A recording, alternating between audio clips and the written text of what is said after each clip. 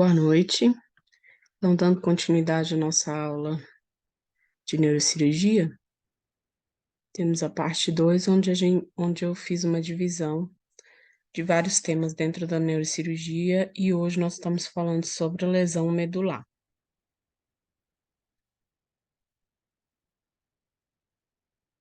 Então, a gente tem a medula espinhal, né? Só para contextualizar tudo que possa acontecer, seja por trauma ou por doença degenerativa, né? Que afete o cérebro ou a medula espinhal. Nós temos então a medula espinhal, que ela vai ser um condutor de informações sensitivas e motoras entre o cérebro e o corpo. Ela vai estar localizada no interior de um canal com um conjunto de ossos, que são as vértebras, que constituem então essa coluna vertebral, sendo constituída por 33 vértebras divididas em 4 partes. Aí nós temos a coluna cervical, a coluna torácica, a coluna lombar e a coluna sacral. Então, cada conjunto, né? Então, na coluna cervical, nós temos até a C7, torácica TT12, lombar até L5 e sacral até S5. E aí nós temos duas intumescências importantes, que são geralmente onde ocorrem a maioria das fraturas, né, que é a intumescência cervical e intumescência lombosacral. E para cada vértebra nós temos um par de nervos, né, que conduzem então essas informações do cérebro à medula. Na vértebra, né, no corte da medula espinhal, nós observamos o quê? Ao centro, a substância cinzenta, ao redor, a substância branca, né? A raiz dos nervos e os gânglios, né? E o formato semi-achatado da vértebra.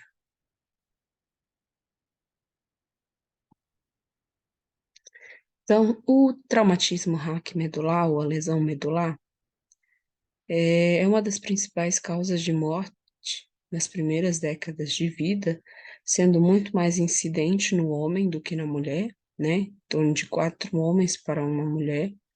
Geralmente são decorrentes de acidentes externos, né? Então, acidente com veículos motores, esportivos, por esportes, por quedas e por armas de fogo. Então, são as causas mais comuns, né, desses acometimentos à medula espinhal. Então, a gente sabe que é comum em homens adultos jovens, 50% estão numa faixa etária entre 16 e 30 anos de idade, 10% tem 60 ou mais anos, 48% desses são resultantes de acidentes de trânsito, 23% de quedas, 14% de violência por arma de fogo e 9% por lesões esportivas e recreativas. E aí nós temos a ocorrência, então, da paraplegia ou da tetraplegia. Paraplegia, quando nós temos a imobilização, a perda de sensibilidade ou área motora, né, de 2 membros, membros inferiores, abaixo da lesão, ou tetraplegia, quando nós temos um acometimento dos 4 membros. Seja isso por uma paralisia ou uma paraplegia mesmo, ou uma diminuição de força, que é possível ter uma paraplegia associada, então, a uma tetraparesia, né, por conta de uma diminuição de força em membros superiores. Na fisiopatologia, nós temos então a contusão, pode ocorrer uma contusão transitória, que após o retorno do choque medular, daquela fase do choque medular, as funções se restabelecem. Ou pode ocorrer também uma transecção, que é uma lesão completa sem retorno de função. As vértebras que mais frequentemente estão envolvidas, né, são da C5 a C7, então ali próximo são as vértebras que estão próximas à intumescência cervical. A T12 também está próxima à intumescência lombosacra. E L1. Então, só reforçando os locais mais comuns, são na junção cérvico-torácica, tóraco-lombar e lombo-sacra. A extensão do traumatismo também é um fator importante. Então, o que leva a essa lesão medular? Podem ser múltiplos fatores quando a gente está falando sobre os traumas, onde envolve a velocidade da aceleração ou desaceleração. Pode ocorrer pela hiperextensão ou hiperflexão durante o trauma. Pode ainda ser subjacente a doenças degenerativas, né? E a idade do paciente e os traumatismos sistêmicos associados, eles influenciam muito no prognóstico desse paciente. Então, quando a gente fala sobre lesão medular, nós temos então o trauma raquimedular completo, ou uma lesão medular completa, e a lesão medular incompleta. Geralmente disso ocorre alguns detalhes que podem ser melhor explorados. Então, numa lesão completa, são aquelas lesões que não apresentam função nem motora nem sensitiva abaixo da lesão. São lesões que, de cara, apresentam um mau prognóstico em termos de evolução após o choque medular. Então, não haverá grande diferença da mobilidade ou da sensibilidade após esse período de choque medular. Na lesão incompleta, aí nós temos 3 tipos de lesão incompleta, né? Nós temos o traumatismo da medula central, o trauma contuso, onde que a função sensitiva está mais comprometida do que a motora, né? E a musculatura periférica está mais comprometida do que a musculatura proximal. São pacientes que apresentam um déficit exagerado nos membros superiores em relação aos membros inferiores. O traumatismo anterior da medula, né, onde nós temos um acometimento da artéria espinal anterior, levando então àquele infarto e à isquemia de pelo menos 2/3 da medula, o que vai resultar numa fraqueza muscular. É possível verificar, então, nesse caso, a perda da função espinotamálica, que o mais importante neste caso é preservar a função da coluna posterior, com a preservação da sensibilidade superficial, da noção do posicionamento e de vibrações. E ainda a síndrome de Brown Square, que ocorre pela hemissecção de um traumatismo penetrante, né, onde há uma perda ipsilateral da função motora e da sensibilidade superficial e vibratória, com perda contralateral da dor e da temperatura. Então, aqui nós temos, então, o que ocorre no trauma centromedular, no medular anterior e no contralateral, de acordo com o trauma. Para avaliar a lesão medular, uma das escalas mais utilizadas é a escala de Ásia, né, que ela é uma evolução a partir da escala de Frankel. Então, nós temos uma classificação que vai de A a E, onde A é uma lesão completa, onde aquele paciente não tem função motora alguma ou sensorial abaixo do nível da lesão. B, quando há função sensorial, porém não há função motora abaixo do nível da lesão. C, também incompleta, quando a função motora está preservada abaixo da lesão, mas em mais de 50% dos músculos-chave abaixo do nível neurológico de acometimento tem um grau muscular inferior a 3. E D, né, quando esse grau muscular tem pelo menos 50% dos músculos, né, funcionantes com um grau muscular de 3 ou mais, em termos de função. E é quando não há perda, né, de nenhuma das funções, né? Então, ambas as funções, motor e sensorial, estão normais. É uma forma de termos uma classificação para entender o quadro e as propostas terapêuticas de cada paciente. Então, no quadro clínico, né, como se manifestam essas alterações após o trauma, né, após a lesão, a ocorrência dessa lesão medular.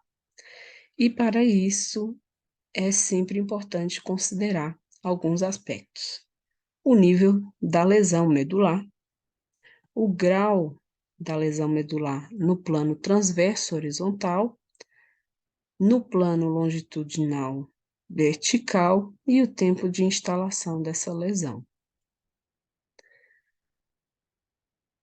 Isso pode se apresentar, né, de 3 formas, em 3 momentos, né?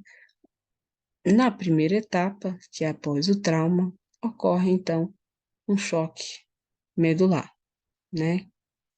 Que é uma fase, que seria a primeira fase após o trauma. Numa segunda etapa, nós temos o retorno da atividade medular reflexa. E a terceira etapa, que seria uma fase de ajustamento.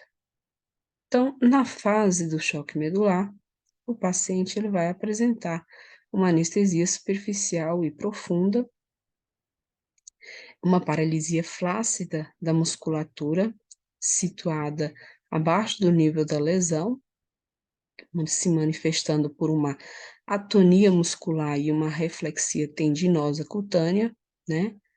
E algumas alterações no sistema nervoso autônomo, onde ocorre muito a vasodilatação, a anidrose e alterações esfincterianas e sexuais, que a gente vai falar um pouquinho mais para frente. Na segunda etapa, que seria então o retorno da atividade medular reflexa, nós vamos ter aqui já uma divisão de como será o processo de terapêutico para ensino das atividades de retorno à atividades desse paciente. Então, naqueles casos em que há uma anestesia e uma paralisia hipertônica acompanhada do aumento dos reflexos osteotendinosos, nós temos uma lesão que está uma lesão no neurônio motor superior. Quando essa lesão ela está ou acometeu o neurônio motor inferior, a paralisia permanecerá flácida por ausência do arco reflexo. E a mesma coisa ocorre nas alterações esfincterianas. Então, quando eu tenho uma lesão de neurônio motor superior, eu tenho uma bexiga neurogênica. E quando eu tenho uma lesão do tipo de neurônio motor inferior, eu tenho uma disfunção intestinal e alterações sexuais. Essa divisão, ela nos auxilia no tratamento e na conduta das intervenções a ter com cada um desses pacientes. Na fase do ajustamento, que seria a terceira etapa, o paciente ele é classificado como tetra ou paraplégico, né? E aí ele já está num momento em que ele consegue dominar todas as suas funções, mesmo que elas não respondam ao controle voluntário, né? Então, se eu tenho dificuldade, se eu tenho uma bexiga neurogênica, que eu não tenho um esvaziamento adequado, eu vou ter, então, que me adaptar à realização de um cateterismo vesical intermitente para que eu não tenha complicações em decorrência do acúmulo de urina na bexiga. E assim, o paciente consegue se adaptar a essa nova condição. Então, é importante quando, após o trauma, é, é importante a realização da avaliação neurológica. E isso ocorre desde o momento da cena do acidente, né? Essa avaliação motora dos quatro membros e avaliação de sensibilidade, né? Então, verificar se existe alguma hemianestesia, né? Se ocorre isso em face ou apenas nos braços, nas pernas, qual a localização, né? O nível sensorial, ele deve ser sempre avaliado para assegurar e localizar a altura do nível de sensibilidade. Podem ser utilizados instrumentos como agulhas para ter uma acurácia melhor nessa avaliação de sensibilidade. Na chegada ao hospital, avaliação dos reflexos, né? Avaliar os reflexos de tronco cerebral, abdominais, esfincterianos, de bulbo cavernoso e contração anal. O reflexo de bulbo cavernoso, ele é testado, então, se fazendo um estímulo na glândula ou no clítoris e checando se há ou não contração no esfíncter anal. Quando a contração ocorrer, é sinal de que o paciente está fora do choque medular. E o inverso, de que ele está em franco choque medular. E os reflexos sacros, né, para preservar o segmento sacromedular. Se estiver preservado, obviamente, nós temos um melhor prognóstico, né, para esse paciente. Os exames habituais para identificação dessas lesões, né, em qualquer que seja o traumatismo, né, envolve, então, a avaliação, seja ela por radiografia, tomografia, da coluna cervical, torácica e lombosacra.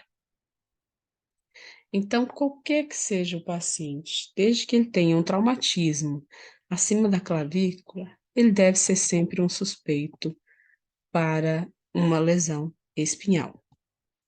Se houverem alterações ósseas na radiografia simples, né, a tomografia deve ser sempre um exame adicional para poder se observar o tipo de alteração.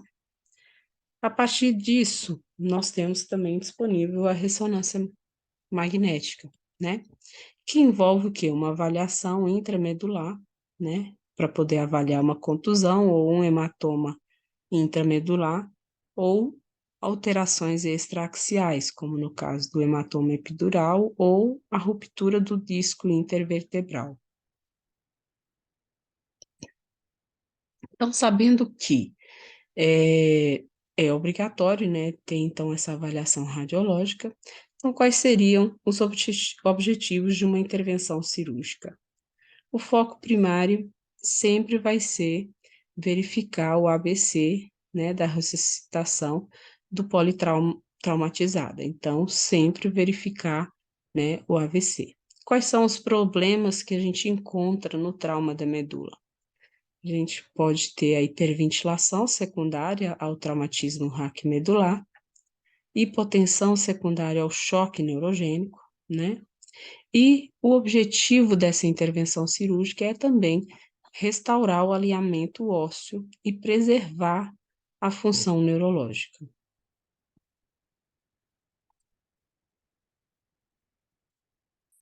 Então, de início, o que é muito importante que isso ocorra ainda na cena do acidente, é a imobilização da coluna cervical, torácica, lombar, de uma forma que não haja desequilíbrio e ou fora de alinhamento dessa coluna. Estima-se, né, infelizmente, que de 4 a 25% dos pacientes ainda são manipulados de forma inadequada e que vêm a desenvolver lesão medular em decorrência dessa forma de manipulação. Então, pacientes com suspeita de lesão cervical devem ser tratados como se houvesse mais que um local, né, de trauma. Então, para isso, o uso do colar cervical e da prancha rígida para transporte, né, e utilização das técnicas de remoção, como o rolamento, né, e macas que entram embaixo do paciente, para auxiliar, então, nessa estabilização. Então, o paciente pode apresentar uma lesão completa, não sentindo dor associada àquela fratura no membro e com hemorragia interna. Então, por isso que desde o momento em que esse paciente ele é atendido fora do ambiente hospitalar, os sinais vitais e o quadro global hemodinâmico devem ser observados de forma atenta, né? Então, os pacientes com traumatismos cervicais e torácicos altos podem entrar em choque neurogênico secundário à interrupção das vias simpáticas, né? Então, eles podem apresentar logo uma hipotensão associada a uma bradicardia, né, secundária à não interrupção do tônus vagal, e que muitos desses casos vão necessitar de uma reposição de volume rápida. Uma vez que não há indicação cirúrgica inicial, né, ou seja, que não há necessidade de se estabilizar essa coluna, é necessário sempre prevenir uma lesão secundária, né, e observar sempre os déficits neurológicos progressivos e se evitar complicações. Então, dentro da terapia farmacológica administrada, tem os corticoides realizados em altas doses nas primeiras 48 horas, que ainda são questionáveis, mas que muitos centros já realizam isso após trauma medular. A terapia respiratória, como no caso a administração de uma oxigenoterapia, né, uma vez que a hipóxia pode criar ou piorar um déficit neurológico na medula espinhal. Então, o controle clínico, ele inicia assim que o paciente entrou, né, está em atendimento na unidade móvel ou intra-hospitalar. E o tratamento é sempre a imobilização e, em o mais rápido possível, a redução e tração de fraturas ósseas. A fixação dessas fraturas hoje, a cirurgia, ela tem sido muito mais indicada precocemente, né? Em situações que claramente se observam a compressão medular, lesão de um corpo vertebral fragmentado ou instável, né?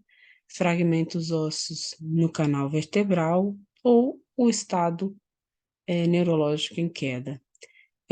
O paciente é muito mais, recebe um tratamento de reabilitação muito mais rápido quando ele é submetido ao tratamento cirúrgico. Porque uma vez que você tem o corpo, né, a coluna espinhal alinhada, né, é possível estimular as diferentes formas de reabilitação, né, de uma forma mais segura para esse paciente. Então, quais são as possíveis complicações, né? Então, pode ocorrer o choque espinhal, que é associado à lesão medular, que reflete uma depressão da atividade reflexa dessa medula, né, abaixo do nível da lesão, onde os músculos inervados pela porção do segmento medular abaixo do nível da lesão e estão sem sensação, estão paralisados, flácidos e os reflexos ausentes.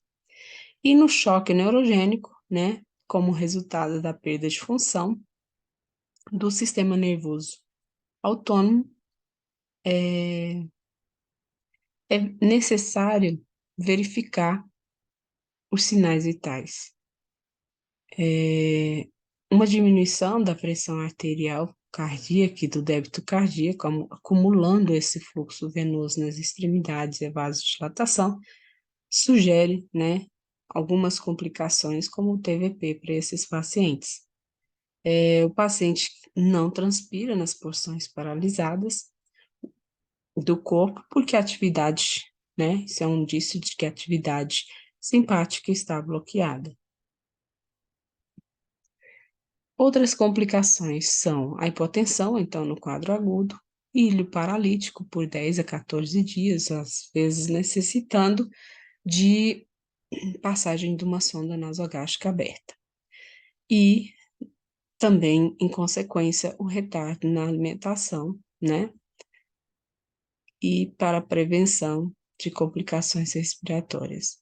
Ocorrência de cálculos renais, pielonefrite, insuficiência renal nesses pacientes, calcificação ectópica, né, e a TVP, uma vez que tem, então, essa estase venosa por conta do trauma. Ainda, além de todas essas complicações que foram ditas, pode ocorrer ainda a complicação respiratória por insuficiência respiratória e pneumonia, podem ocorrer as lesões por pressão, as infecções e a disreflexia autonômica, né, que a maioria dos pacientes que têm lesão medular vão acabar experimentando, né, essa ocorrência em algum momento do primeiro ano de acometimento dessa lesão, dessa medula.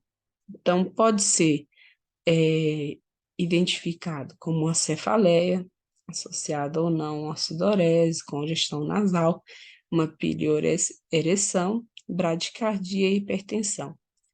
Uma coisa bem comum que pode levar à disreflexia autonômica é o fato da bexiga estar cheia sem esvaziar, ou então desse paciente estar sem evacuar já há alguns dias. Então, são starts para fazer com que haja essa ocorrência dessa disreflexia autonômica. Então, após o trauma, nós temos várias alterações, né? E são alterações que envolvem, né, as necessidades humanas básicas desses pacientes. Então, nós vamos ter um acometimento da oxigenação, do sistema circulatório, regulação, integridade tecidual, percepção, percepção sensorial, alimentação e motilidade gástrica, a eliminação, a integridade física, segurança, autoestima e autorrealização. Então, após a lesão medular, esse paciente ele vai experimentar várias alterações que fazem com que ele tenha